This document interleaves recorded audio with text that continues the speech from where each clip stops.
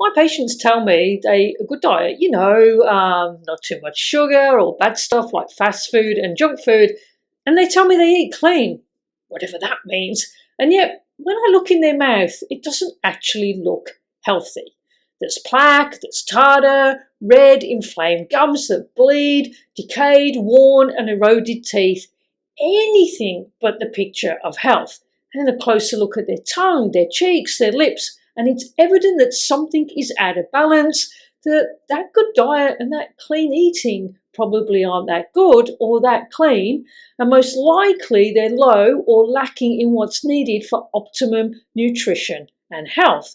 And the reason I'm telling you this is because poor nutrition can really negatively impact your teeth and gums. I'm Dr. Rachel Hall. I'm a holistic dentist. I've got 30 years experience, and I have gathered that information together so that I can help you understand how to eat and what you need to eat to have really healthy teeth and gums, to prevent tooth decay and gum disease and other problems that could be happening with your mouth. So once you start experiencing oral health issues, this can in turn reduce your ability to chew and eat properly, and then you get further malnutrition. Now that might sound a bit dramatic or even topsy-turvy, but that's how it is with nutrition and your dental health. They have this interdependent relationship, and one affects the other. Your mouth is essentially the gateway for all your essential micronutrients. That's your vitamins and minerals, and that's how they enter your body via what you eat. But you need to chew and masticate your food properly, which means don't just take a big bite, chomp, chomp, and swallow. No, you need to chew your food several times, break it down, and prepare those essential micronutrients for proper digestion and absorption into your body. Because once they're absorbed, these nutrients go on to help maintain and protect the health of your teeth and gums so they continue to function normally. Good oral health is strongly linked to good nutrition. However, if you're malnourished and you're experiencing oral health issues at the same time, you may get this knock-on effect where you end up with multiple health complications. I'm going to give you some stats. I'm going to focus on Australia as that's where I live, but you could apply these easily to the UK, America, Canada, and so on. Does malnutrition occur in Australia? Well, yes, it does. I often see patients with obvious signs of iron deficiency or scurvy. That's caused by lack of vitamin C. Yes, it's 2024 and people have scurvy. Now, those bleeding gums, that doesn't always happen just because you've got plaque and tartar buildup and you're not brushing properly. It can be a sign of nutritional imbalance and health problems. We consider that over 67% of Australian adults are overweight or obese. That's 2 out of every 3 people. I find that completely shocking and disturbing. Something is very wrong with our lifestyles when 2/3 of our population are overweight and they're heading towards metabolic diseases like type 2 diabetes, heart disease, cancers, and dementia. Now, with so many overweight people, you'd think most Australians would be getting enough calories and can't possibly be malnourished.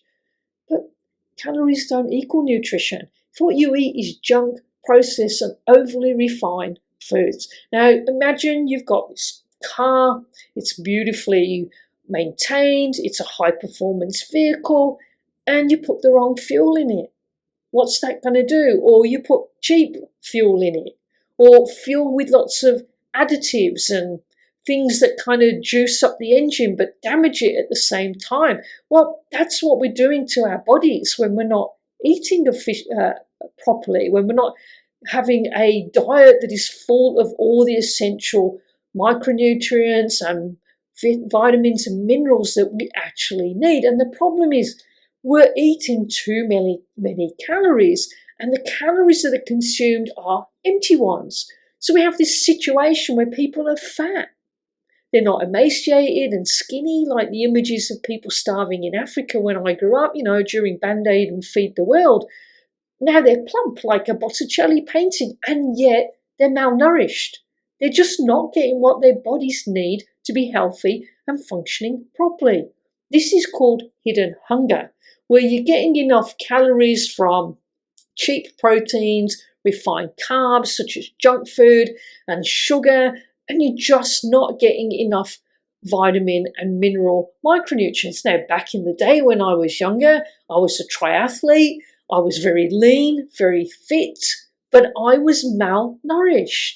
I was eating loads of calories, but they were bread, pasta, rice, not enough protein, not enough fruits and veggies, a lot of empty calories that just fueled the tank. So I was getting loads of calories, and that would provide me with the energy I needed to train and compete. But I wasn't getting the nutrients, and I was malnourished. I was on the verge of probably chronic fatigue, and I would get sick very easily. And this was my body telling me, not right. And I was always hungry. Didn't matter how much I ate, I was starving all the time. And that's because my body was craving and crying out for what it needed. Without micronutrients, our bodies can't function. They can't repair and regenerate or fight disease properly. And that is going to affect your health and your dental health as well.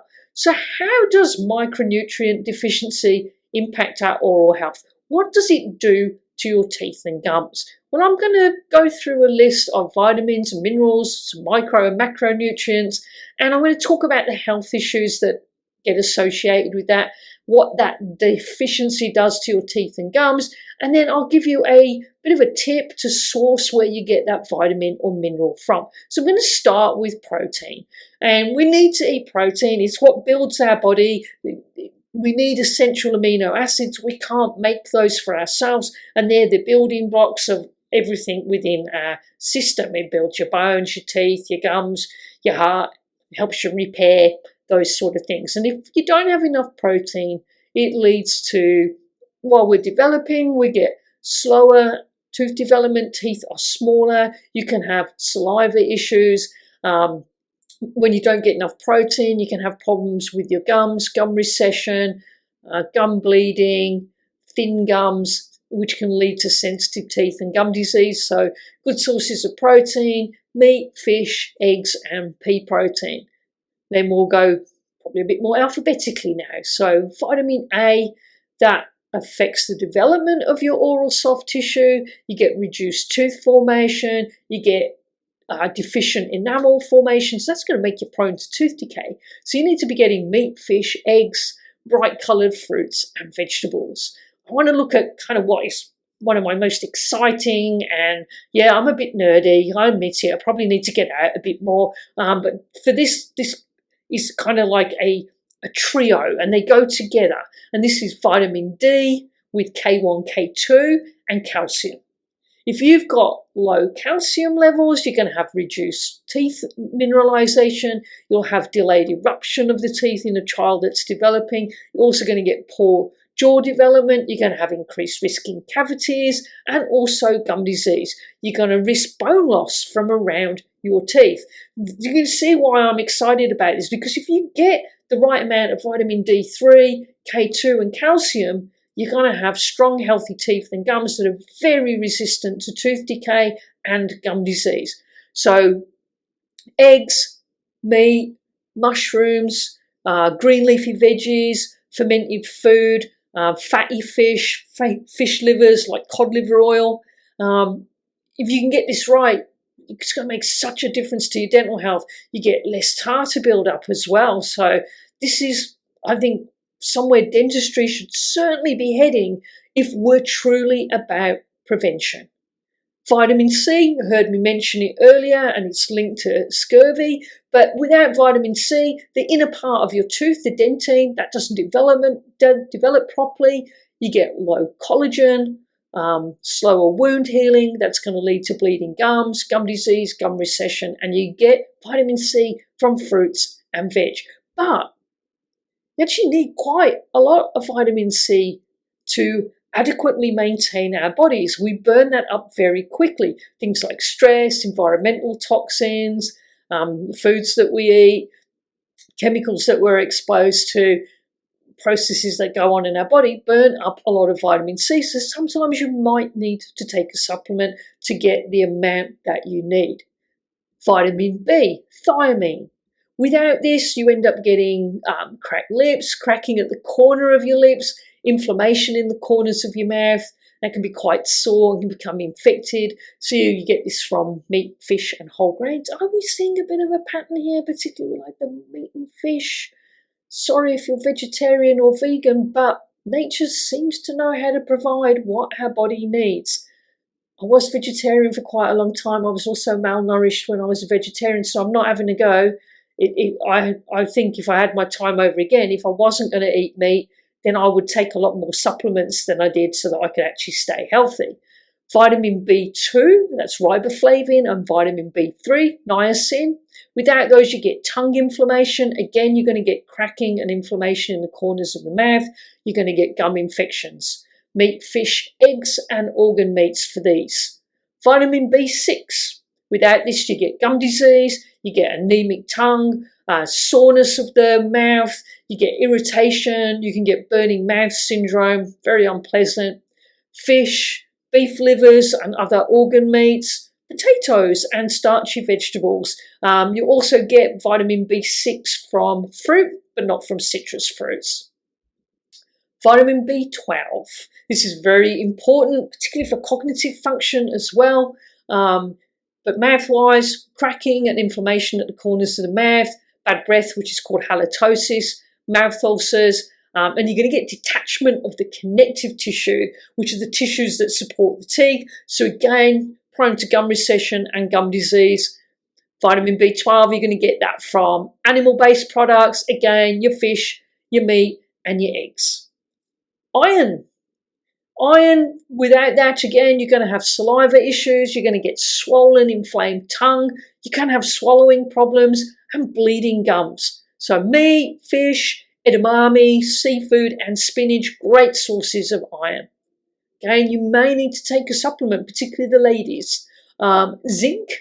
Without zinc, you're going to get ulceration, you'll end up with a white-coated tongue and bleeding gums. So good sources of zinc are pumpkin seeds, meat, seafood, particularly oysters. So you can see that nature has provided everything we need to have a healthy mouth and healthy body. If we just eat real food, cut down and limit processed and refined foods, then any of these deficiencies should be addressed. However, there are going to be times when supplementation is needed, and I encourage that to help improve your health and maintain it. I recommend supplements for my patients. So I want you to watch this video here to find out more about how to eat healthily to have healthy teeth and gums. So make sure you check it out.